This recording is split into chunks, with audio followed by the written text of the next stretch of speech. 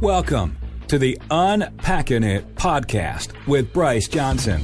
It's a show that unpacks sports, faith, and life with intriguing guests from the sports and entertainment world. Enjoy inspiring conversations and thought-provoking interviews. You'll hear stories from people that will inspire, challenge, and encourage you. Now, from the Unpacking It studios in Charlotte, North Carolina, uniting sports fans everywhere, here is Bryce Johnson. Welcome to the Unpacking It podcast. I'm Bryce Johnson. It's the show that unpacks sports, faith, and life. And what a weekend we had in sports. I mean, last week, of course, was the Super Bowl, and sometimes that following weekend is always a letdown. It's like, oh, man, NFL season is over. It's like, what do we do now? But I tell you what, it was loaded with entertaining games, some big stories, and so we're going to discuss all of those big games today on the show, including Duke and UNC. And it was a fascinating finish and so much to get into with that win for Duke. And then also the XFL got going, which is intriguing.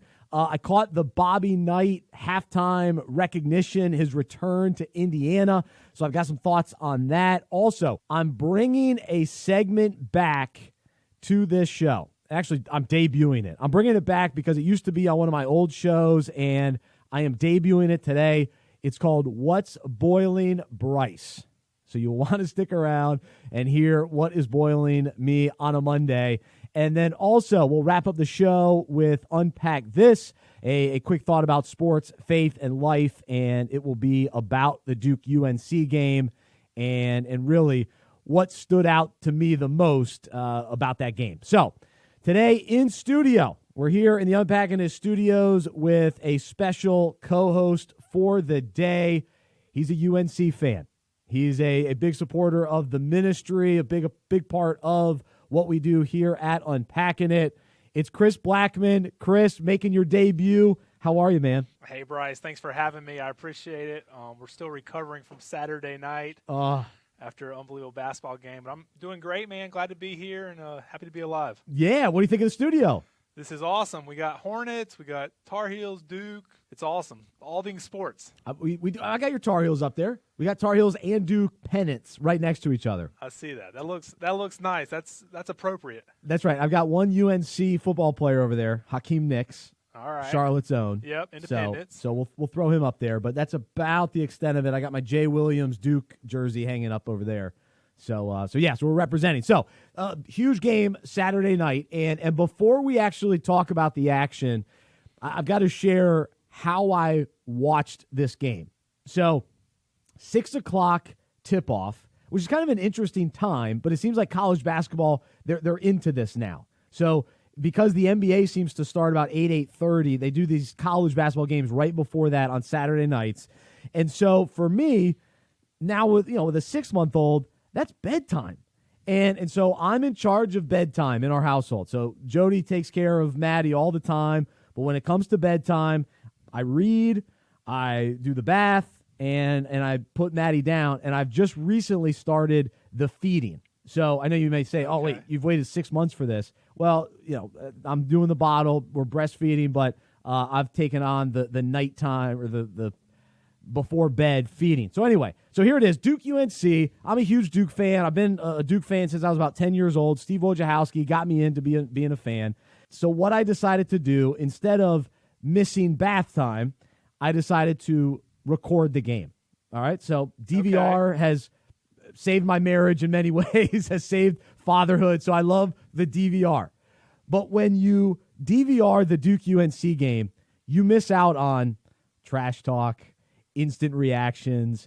And of course, with this game, UNC fans were loving life for the first 38 minutes. So I'll pause there in the story. So for 38 minutes, how were you feeling about UNC and how well they were playing? I think for me it was relief. I was like, finally we're doing this. The role players are hitting shots. We're up literally 13 points. Carey fouls out the 5-minute mark. Which was huge. We thought that was huge. I think it was just redemption almost. Like, we've had a bad season. Everything's gone wrong. Injuries. We've lost a ton of close games. And you're sitting there and you're like, we're going to do this. We're going to beat Duke. Who cares if we go to the tournament? It doesn't matter. Like, this is our Super Bowl right here, right now, at home. We're about to defend our home court. And then obviously things start to change. So, yeah, it was a wild first 38 minutes. And as a Duke fan, we went into the game thinking, all right, Duke's more talented. Roy Williams would even admit that. Duke's been playing better. They've only lost 3 games all year. And even though it was in Chapel Hill, there was still a level of confidence. But then in the back of my mind, it's still, this is a Duke-UNC game. You throw out the records. Anything can happen. It's always a great game regardless. There's been a few blowouts over the years. But before the game, when they showed the stats, the last 100 games, 50-50, and the points were exactly the same. I mean, I was blown away. Like, I was trying to explain just how ridiculous that is to Jody, and I couldn't even put into words how unbelievable that is. I mean, think about that. The last 100 games, 50-50, and then this game on Saturday was only a 2-point game. So that shows you how close this matchup is.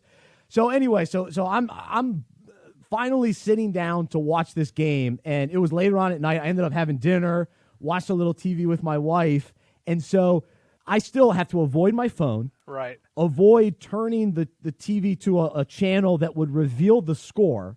So I'm catching up on the DVR, watching some other shows while eating dinner, hanging out, and finally go up to the man cave to watch this game, to sit down. I don't know what's going on. The game is already over at this point by the time I sit down. And I have to be very strategic in how I turn on the TV because it was most likely left on ESPN. So I'm turning on the TV from behind the TV. So I've got the clicker in front, and I got to hit mute first so I don't see anything. So I had to unplug my second TV to make sure that didn't turn on. And so it was quite the ordeal. So I sit down, I'm watching the game, Maddie's sound asleep, and I'm dealing with the frustration of Duke losing most of the game. Vernon Carey's playing well, he fouls out, and then all of a sudden he goes down. Trey Jones takes over. The lineup that Duke was using was very interesting. They went small, they spread out the floor, and it allowed Jones to really, just get hot, get to the rim. I mean, he was having his way with Carolina's defense and put the team on his back. And it gave me the confidence to say, this Duke team can make a run deep into the tournament because of the point guard play. He's a sophomore. We saw what his brother Tyus Jones did when he was there. So I felt a lot better even after this big win because of the way Trey Jones played. But it was interesting that Vernon Carey goes to the bench, and now all of a sudden Duke's overall offense was thriving more, which I don't know. I don't want to draw too many conclusions to that, but I thought that was definitely interesting because Carey's unbelievable. He's up there as ACC Player of the Year, if not National Player of the Year, in the mix. So all this is going on. So finally, toward the end of the game, Trey Jones hits the buzzer beater to tie the game, to send it into overtime. So what did I do? I yelled. I mean, I went nuts. I was all fired up. And so Jody's sitting there, not really watching the game, but sitting there with me. She's not a huge sports fan, but she allows me to be a sports fan and understands what a big game it is. However, she's now yelling at me for yelling. So here I am. I've got these mixed emotions of Duke just tied the game after being down this entire night, but she's worried I'm going to wake up Maddie. So I had to keep my composure. We're heading into overtime, and now we got 5 more minutes of this intense play. And so now I had to make sure that I DVR'd enough of the game because, normally if you just hit record the game, yes, you're getting a solid 2 hours, right? I was smart enough to add an hour, but I'm thinking, if this goes into multiple overtimes, I'm going to miss this, which would have been devastating. But thankfully, it only went to 1 overtime. So now the game, it's kind of dragging on. Now, I control how fast I go through the game. So I'm zipping through commercials, but you hate to zip through some of the free throws and some of the talk because it builds the atmosphere. The suspense, yeah, you're into the game, so I'm into it. Well, it's taken a while. So now Jody has fallen asleep. So she's sitting in the chair next to me. She's asleep. And now all of a sudden, seconds left on the game, Jones misses the free throw on purpose, and the ball's bouncing around, and I'm watching it on the TV right here. So Trey Jones grabs it, throws it up, and then Wendell Moore grabs it for the layup. And by this time, I'm now cheering silently No, I cannot make a sound because my wife and daughter are both asleep. I'm going nuts. Duke just won the game off of an air ball / alley-oop, but most likely just a miss. And so Wendell Moore is the hero, and Duke wins. And what an exciting game! And so it was just an adventure for me to watch to watch such an exciting game in those circumstances. I think it was the first Duke UNC game I ever watched on DVR. I'm not sure I want to do it again, but I made the sacrifices. I put fatherhood before fandom, and so that was my Saturday night. So it was a wild finish. Did you wake up Maddie, or did she keep sleeping? She did keep sleeping. Good. That's the correct question. And Jody slept through it too. Even she couldn't hear me mouthing the cheers. And I'm just beside myself that Duke came back to win that game. And it was so dramatic, and it was probably the best finish since Austin Rivers hit the three to win, at least as a Duke fan. And that was, 7 years ago? I'm trying to think of a more exciting game. 8 years ago. 8 years ago. To the day. Oh, 2012. It was 2012. That's right. So I remember going nuts in that one. I was at an apartment with a small group of guys watching that game. We were on the top floor going nuts when Austin Rivers hit that one. But I mean, you hate to be, we're in the moment. But that was one of the better Duke UNC games in a while. Of course, if you're a Duke fan, you felt better about that. But, I mean, overtime, down to the wire, that was exciting. Especially with no expectations for that game to live up or deliver. Carolina's unranked, and it really delivered. Yeah, it did. And Carolina played great. And really, they should have won the game.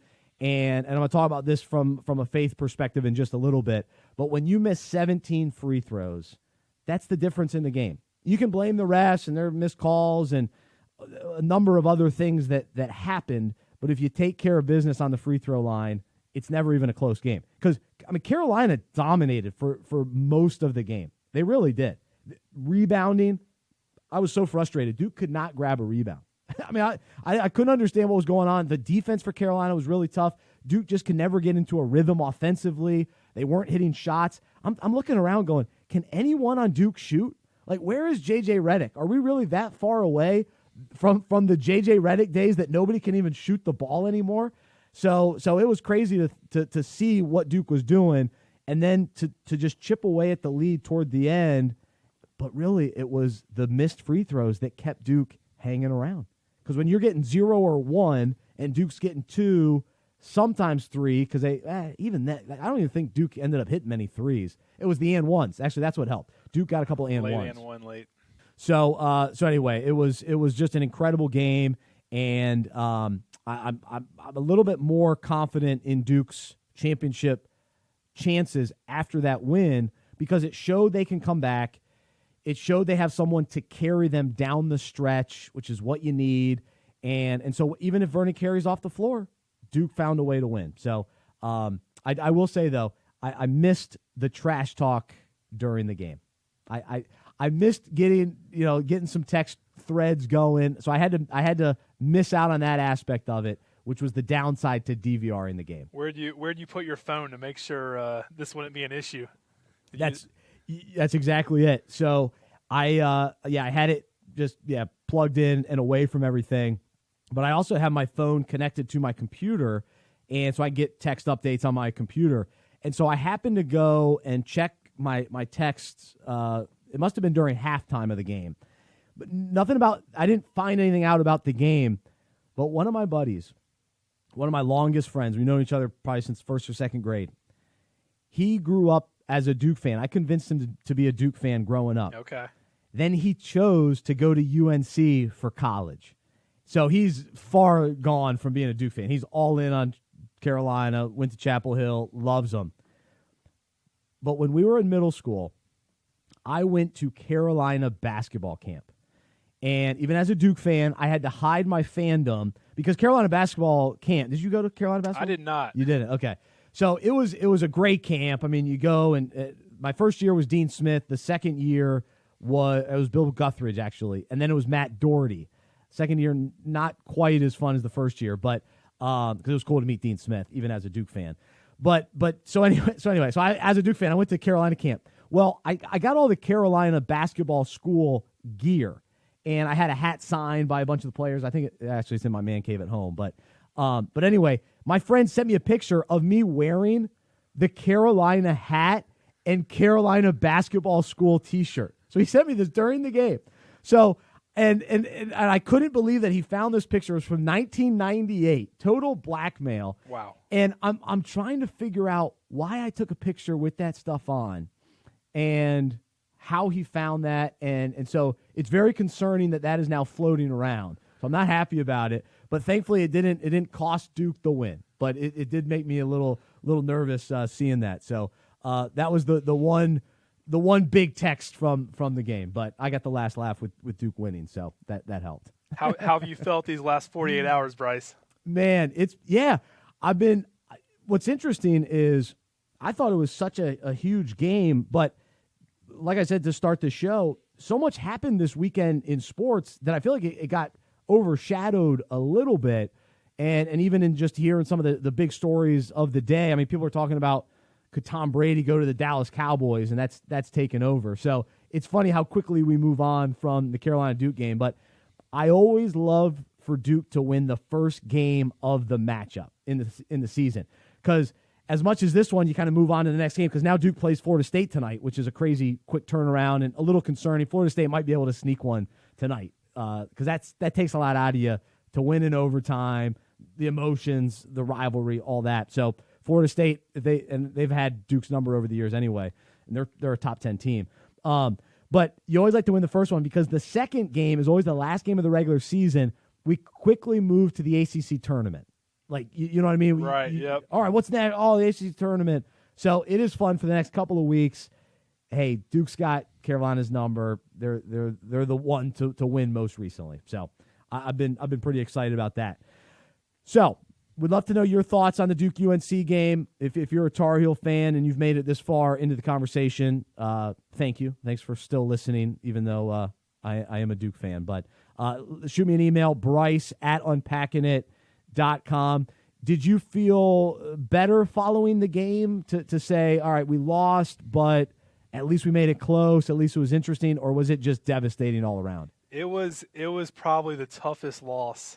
I even thought like we lost the championship at the buzzer, and I was like, this one ranks right up there with it. I think it was just we were up 13 points. Carey goes out. It was in the bag. And then pretty much it was almost like prevent defense. Like we let them take layups every 3 seconds, and we couldn't make a free throw. Yeah. And even at the very end there, like we're going to foul. We know we're going to foul. They're like, they're going to foul, and we foul with 4.4 seconds left. And there's so much time. And it all works out for Duke. And then you get to overtime, you're like, okay, let's just lose. Let's be done. And it looks like it's going that way. And then all of a sudden we're up 5 points. The emotional roller coaster for both teams is just crazy. And going into the game with Duke being the favorites, I actually liked that Carolina was up during the game. Because think about it. Duke could have, on paper, they'll just run away, game's over. Carolina says, this season's done, who cares? But instead, it got Carolina fans into the game. The crowd was into it. There was an excitement level. You start believing, all right, Carolina's going to win this game, and then Duke swoops in. So that's the nice side of it from a Duke perspective. But it had to have been heartbreaking. Yeah, I would say heartbreaking is an understatement, Bryce. Yeah, I think it was like 24 hours later. It was like Sunday night. I was like, man, that was the worst loss, like just considering where we're at and just the hope that you have.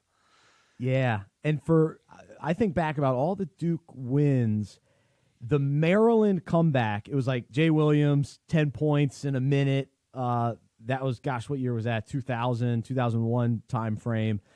That was one of the most exciting, thrilling, unbelievable comebacks in such a short amount of time. This was in that mix because Trey Jones was the only guy scoring, just like Jay Williams was kind of the main guy scoring. And then I think Battier hit a couple free throws. But yeah, Trey Jones, and the fact that he could miss the free throw with such precision. I mean, think about that. Missing a free throw and it going exactly where you want it to go. And apparently he had been practicing that. He was prepared to do that. That's unbelievable. That's a crazy thing to do. And then for it to happen again in overtime and you miss differently, and for the ball to bounce exactly kind of the way you needed it to, you still miss the shot, yet you get a guy to catch it and put it in. Unbelievable. Unbelievable game. And let's give Chris Blackman some credit today for showing up despite the Carolina loss. That's huge. Thanks, Bryce. So I appreciate that. You're taking a beating, and you sucked it up and came to the studio despite the loss. Well, a couple other big topics from the weekend, and the XFL making their second debut as a league was very interesting. I was intrigued. I made sure I was around at 2 o'clock to watch the start of a new league. And my biggest takeaway was this. It was very interesting. It was fun to watch. The things that they said were going to make them stand out as a league kind of lived up to it. They delivered the rule changes. The kickoff was really cool. The sideline interviews, the access that they provided, all of that kind of lived up to the hype. But for me as a sports fan, if I'm not invested in a specific team or a specific player, I have a tough time really engaging in the sport. And so I like the sport of football. I like the sport of basketball. But as much as, I do. I love both. But when I'm going to watch college basketball and I'm going to dedicate 2 hours, 3 hours to a game, it's got to be Duke. It's got to be Duke basketball. Now, during March Madness, I'll watch anything and everything, basically start to finish. But a Tuesday night, random, Purdue and Ohio State, I'm not going to watch 2 hours of that. With the XFL, these 8 teams, I don't have a connection to any of the franchises. Bob Stoops was a guest on the show, so I'm at least somewhat interested in Dallas. But the quarterbacks, Landry Jones is somewhat intriguing. Cardale Jones is somewhat intriguing, but I'm not an Oklahoma fan or an Ohio State fan. So I just don't have the strong connection to be emotionally attached. And so, like you just heard, you heard the fandom and the emotions as a Duke fan. Like, I was riding that game. I've been a fan since I was 10 years old. This is a brand new league with no allegiance. No, it's not a city that I can't go down the street and watch a game. So I'm not anti-XFL. I think it was cool. I think I'll find myself, throwing it on the second TV on a Saturday or a Sunday. If I'm maybe watching something else, I'll keep an eye on it. And if they add some more intriguing players, I could get more into it. But week in, week out, I'm not going to watch every game. I'm not going to dedicate my whole Sunday to it like I do during the NFL because I'm invested in the Carolina Panthers. I'm invested in my fantasy football teams. I know most of the players, especially on offense, through fantasy. So there's always a player I want to watch. There's always a quarterback that I want to see. The XFL doesn't quite have that, and so that's where I come out on it. And I know there's apparently they did research. There are 40 million fans, football fans, that just want more football. I don't know if I would put myself in that category because Saturday night I'm watching Duke Carolina. I'd rather watch college basketball this time of year. I'm about to get into the NBA playoffs coming up, and the NBA second half of the season. Next weekend, I'll be watching all the All-Star festivities and like March Madness. That's 3-4 weekends in a row of college basketball that I'll be all in on. And so, yeah, that's where I come out. What was your view of XFL going in, and did you end up watching much of it? I feel like for me it felt like too soon. And this is last weekend, we go watch the Super Bowl. Sunday afternoon, we're hanging out at the house. I put it on, look at it, and my wife pipes up. She says, wait, stop. She says, I thought football season was over. That's right. Yep. And I said, well, this is something different. But, yeah, the only thing the connection's the main thing, Bryce. The only people I was following was anybody that played at UNC. So I was Googling Elijah Hood, running back that played at Charlotte and UNC, and seeing how he was doing. But, yeah, the connection just seemed like too soon. I was like, it's time to, if this comes out in April or May, maybe I'd have more interest. But I was just like, I just feel like I just invested in the playoffs, the Super Bowl, and now it's basketball season. It's like we're going towards March Madness, and it just happened too quickly for me to really rouse my interest right now. Yeah, I would – I'm trying to think when I would be more willing to be into it. Like maybe July. There's not a lot of sports going on in July, but I almost need that breather in the calendar. Like, it's kind of nice to, all right, I'm not going to watch a ton of sports in July, kind of regroup, refuel, catch up on the DVR from some of the, the movies I've recorded or whatever. And then gear up for the fall again. So, as much as I love football, I just don't think I need the XFL. So, again, I'm not against it, and I do think that there's a place for the players. Like, the developmental piece of it is really great. Just like in the NBA, the G League is very valuable. But I'm not watching the G League. Like, it's cool that there are certain Hornets players that have developed. Dwayne Bacon got a lot better by playing in the G League last year. Now he's gotten more minutes on the regular Hornets team. But I wasn't watching him. Right. And so, to me, the XFL is more of that. And, they came out and they had over 3 million viewers on Saturday for a 2:00 game. I think that's what it was. I saw the 3.3 million at some point whenever they were watching it. So that's a decent amount of fans that are interested in it. Can they keep that up? And even if they had 1 million, fans per game, it's probably worth it for the XFL. They're actually not paying the players a ton of money. So if they can make the money work, there is a place for it. But to be a mainstream where we're talking about it all the time and breaking down the games or following every player or having an XFL fantasy league, I don't think it gets to that extent. I really don't. So I don't have the need for it. Yeah, it feels like it almost needs to be part of the NFL somehow, a minor league system, or somehow coordinate with the NFL. It just seems like another thing that it'll be interesting to see if it can stand on its own. Yeah, and I would almost rather see the I don't know how you do it financially. I just thought of this. But the NFL rosters expanding. So right now it's 53-man roster. You extend to 70, 80, and those 30 guys are on the XFL team or whatever. You know what I mean? And then maybe some free agent guys you throw in there to add some depth. But where they're a part of the Panthers all season long, maybe in practices, and then they're getting their game experience in the XFL. Then I'd be a little bit more drawn to that, where it truly is a feeder system. Because you think about AAA, like diehard baseball fans follow and keep up with how players are developing in the minor league system, and so you could probably find some level of comparison to that. But to just have a separate pro league where the football actually looked fine. Like, it wasn't bad. It wasn't, but you still know these aren't the best players. Like, Cardell Jones was the third man on the roster, and he wasn't on an NFL roster anymore. He didn't quite make it. He was good at Ohio State. So you just kind of know, there are certain aspects of his game that just aren't that strong. Landry Jones, same thing. So if those are the guys you're trying to sell, I think it's tough. And some of I wouldn't even call them gimmicks, but some of the things that they're trying, like the sideline interviews and all of that, it was fascinating. It was eye-opening. Normally we don't see that as fans, so we were intrigued by it. But if I'm not personally invested in those players, do I really care what they're saying on the sidelines? You know what I mean?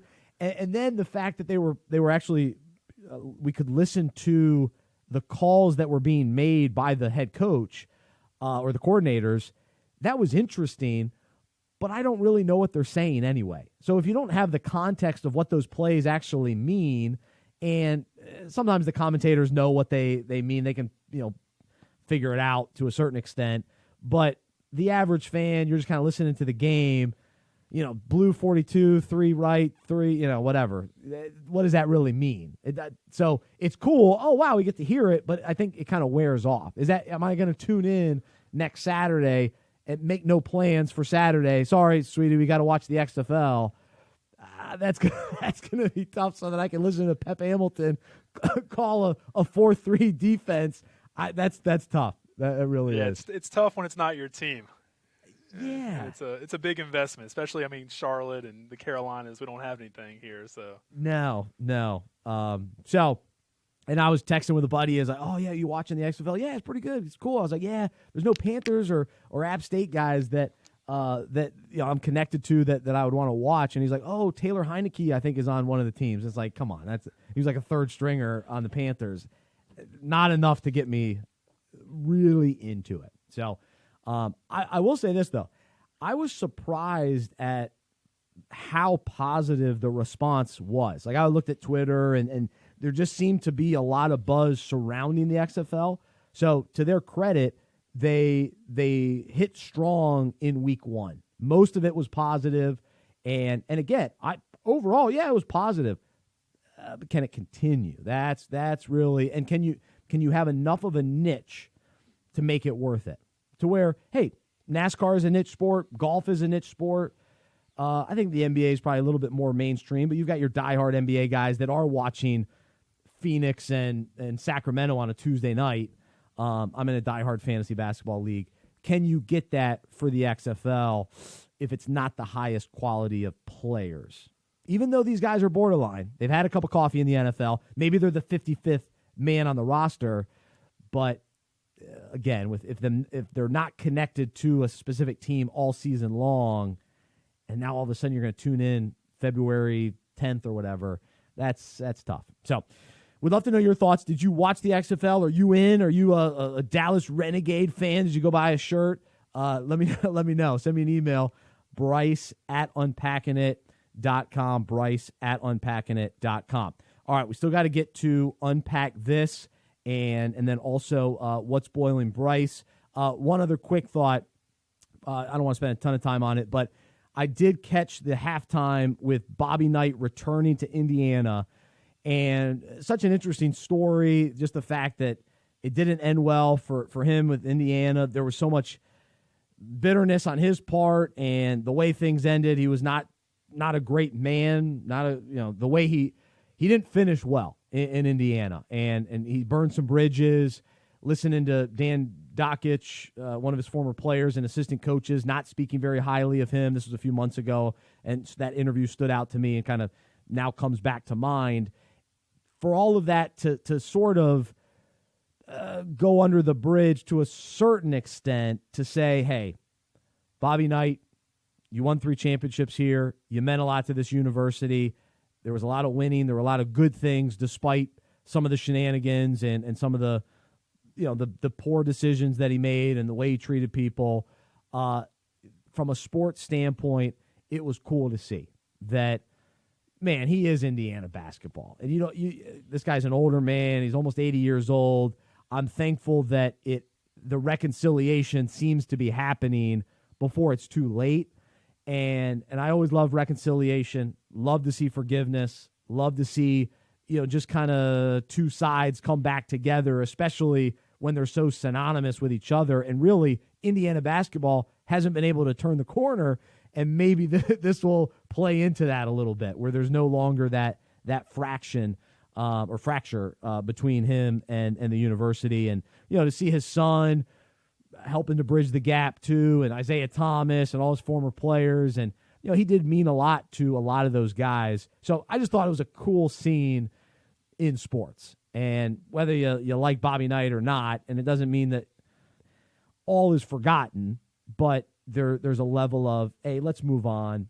This guy's still a legend from a coaching perspective, won a lot of games, and is Indiana basketball. So thought it was a special moment from the weekend. But let me debut a new segment here on the show, and I need a little water to get myself fired up for this, because it's a segment we call What's Boiling Bryce. And I used to do this all the time when I had a radio show in college, and at that time there was just a lot more boiling me. But I've calmed down a lot, and for the most part, fatherhood has really given me a sweeter spirit. I'm filled with just so much happiness and joy, and I love it. However, there are moments during the week and moments during the time that I get to spend with Maddie that take me to another level. And you know what those things that triggers this feeling and emotion to boil up inside of me? Snaps. Snaps on her pajamas. So every night when I put her to bed, I have to make the choice between zipper pajamas and snaps/buttons. And I don't know who to blame. I don't know if I should blame whoever thought of designing snaps. Do I blame that person? Do I blame the person that thought snaps on a a 3 to 6 month old baby would be a good idea? Do I blame the a lot of people gave us very nice clothes at different, baby showers and all that kind of thing. Do I blame them for buying such an item that would have snaps for a baby? Do I blame my wife for allowing these clothes to continue to be used in our home? Do I blame my wife for making me be the one to put these clothes on little Maddie? So I don't know who to blame. But every time I go to grab this item of clothing, and I recognize that these little snaps, this tiny little snap has to be put into this little tiny hole while Maddie is going nuts on the changing table. Now, she's having a great time. We're loving life. We're laughing. We're having a good time. But she's moving. And to try to get those little snaps to come together is one of the most challenging things in life. And it's so frustrating because I can't always do it. It takes so much time. It's so difficult. And to think that somebody thought that was a good idea for a little baby to have these snaps that just try to get there, it's just exhausting. It's painful and exhausting. You've got a 7-month-old. How have you handled the snaps for pajamas? The snaps are difficult, Bryce, and I feel your pain. The zipper is an easy way to go. All zippers. I only want zippers. That's it. Yeah, normally at that time, they're tired. They know bedtime's coming. They're flailing. I have implemented a new strategy, though. Ooh. I'll get the first couple snaps. They're starting to cry. I'll just pick them up, start walking with them, and then I'll start working on the snaps once he kind of calms down. Wow. So you're multi-talented. So I'm cheating a little bit, but the snaps are ridiculous, and there's like 37 of them. Oh, my goodness. Don't even get me started on the design of where the snaps go. Because once you get, they don't even line up. You have to guess. The other day I looked at, there was just this huge opening. And I go, I don't know where this snap matches up with the other snap. It makes no sense. And then you snap like the legs that go to the stomach. It's beyond me. I guess I'm not smart enough to handle it.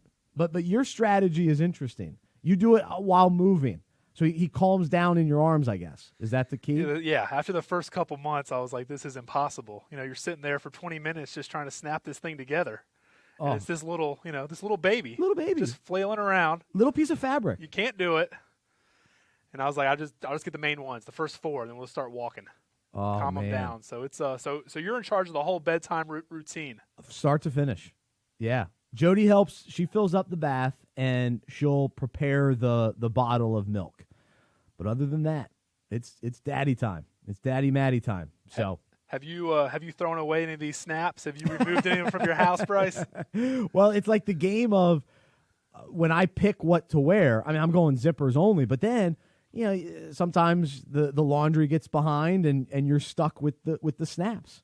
And we have this one outfit that just it needs to be removed. It needs to be removed from the house because it doesn't add up, and it just causes unnecessary stress. It's hard enough. It's hard enough to be a new dad to then throw in the snaps. So I'm on a crusade to eliminate snaps. I won't allow us, if we ever buy any baby gifts for anyone, we're not buying snaps for anyone. From here on out, we won't accept any gifts with snaps. Please return this. We're going to find something else. So anyway, I love being a dad, but I don't like the snaps. So that's what's boiling me this week. If you've solved the snap issue, if you have any answers, please send me an email, bryce@unpackingit.com. All right, let's transition to a little encouragement. Sorry to go negative town there, but let's wrap things up with Unpack This. And so each day we send out a devotional that takes a current sports story, relates it to the Bible, relates it to our own lives, and you can sign up to receive Unpack This for free. Get it directly in your email inbox. Just go to unpackingit.com/subscribe. And so today's topic is, of course, about Duke and UNC, the big story, from the weekend, in my opinion. And so the question asked today, why did UNC lose? And I think it's very simple. You have to point to the missed free throws. When you miss 17 free throws and shoot 55% shooting from the free throw line, that's the reason UNC lost. Duke can get a ton of credit for the nice comeback and the shots that Jones made and Moore hitting the buzzer beater and all that kind of thing. But if UNC hit their free throws, they would have won this game. So what does that come down to? Basically, missed opportunities. And Roy Williams talked about missed opportunities after the game as well. And so there's really nothing easier or simpler or more free than free throws. It's just an opportunity to score when the clock's not moving and you're getting Duke in foul trouble. You go to the line, you got to hit your free throws. But UNC missed opportunities to extend the lead, to keep Duke from coming back, and especially the crucial free throws down the stretch were especially costly. And so what were some of the reasons that UNC missed these free throws? It's hard to really know, but you can think about maybe they were distracted. It's easy, just a lot going on when you step to the line, you can get distracted. Sometimes pressure takes over.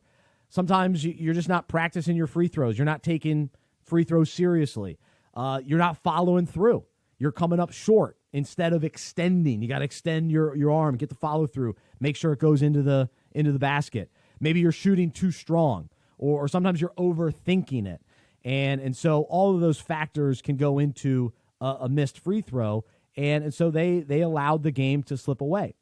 And so the parallel that I find in our own lives is the reality that we all miss opportunities in life. We let opportunities slip by us each day. And so, for each of us, we kind of step to the free throw line, so to speak, with different opportunities. Sometimes it's an opportunity to show others compassion, to give, to serve, to forgive, to share an encouraging word, to sacrificially love our spouses, to spend quality time with our kids, and most importantly, to tell others about Jesus, to show his love, to show his grace, to explain that the hope and the joy that we have is found in him.